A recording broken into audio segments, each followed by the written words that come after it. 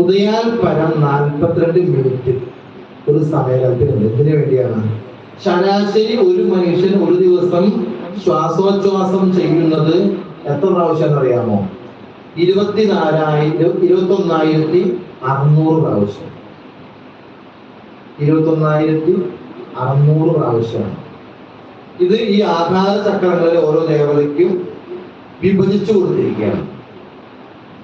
അപ്പോൾ ആദ്യത്തെ 600 പ്രാവശ്യം ശ്വാസോച്ഛ്വാസം ചെയ്യുന്ന ആൾക്ക് വേണ്ടിയാണ് ഗണപതിക്കുക. പിന്നീട് 6000 ആർക്കൊക്കെയാ? ബ്രഹ്മാവ്, വിഷ്ണു, മഹേശ്വരന്മാർ. 1000 21,600 21,600 1 ഡേ ശ്വാസോച്ഛ്വാസം. അതില് 600 പ്രാവശ്യം ശ്വാസോച്ഛ്വാസം ചെയ്യാനെടുക്കുന്ന സമയമാണ്